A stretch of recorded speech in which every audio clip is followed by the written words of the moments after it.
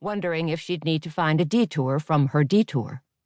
She didn't expect to see anything on her GPS yet, but she had to make a decision whether to keep going the same way or find another route through the winding roads among scattered farms. She tapped the phone to life as cars and trucks kept rushing past, rocking her little car as if it were stuck in the highest branches of a tree in a gale. Frowning at the list of voicemails visible on the screen, she saw 2 from Cassie Veroza.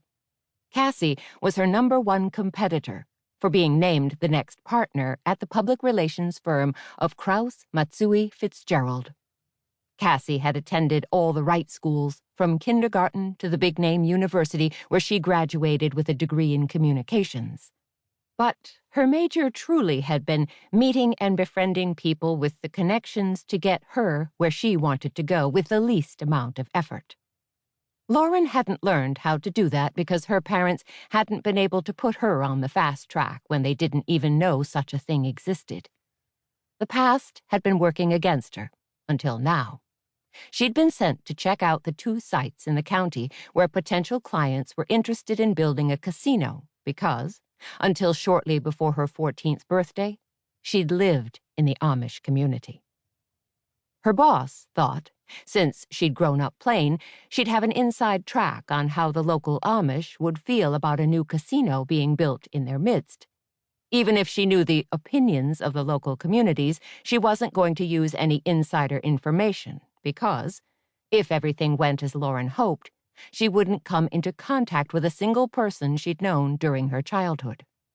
Her parents had been shunned by their family and neighbors when they'd chosen to leave the community for reasons they'd never explained to her.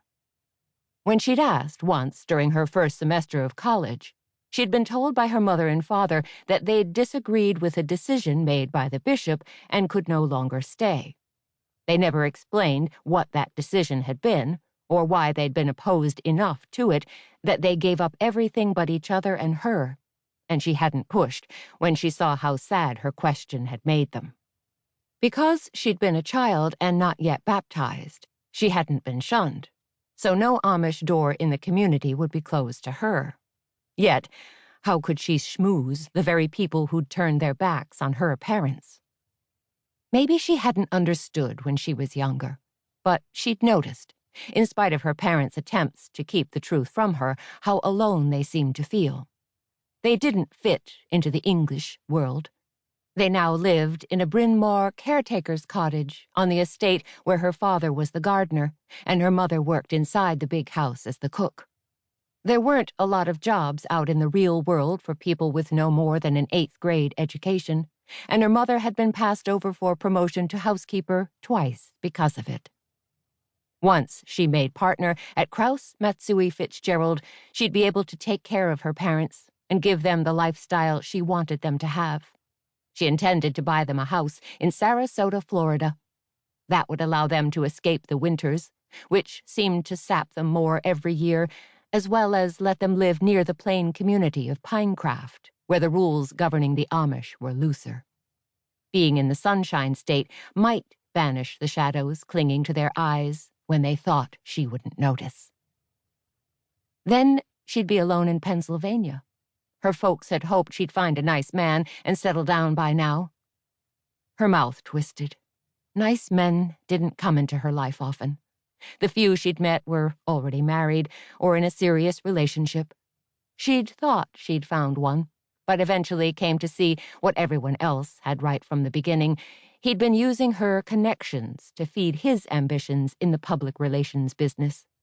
When she'd broken it off with him, his sole regret had been he wouldn't have access to her address book. At least, he hadn't pretended to care when she ended it. Scrolling past Cassie's messages, Lauren saw one from a Lancaster number she didn't recognize. Was it from one of the property developers she was supposed to meet in the next couple of days? Opening it, she put the phone to her ear. Before she could listen to the message, the phone rang. She nearly jumped out of her skin as the sound blasted her ear. Was she this nervous about these upcoming meetings? Or was it being in Bliss Valley that had her on edge? She had good childhood memories, though some she wished she could forget.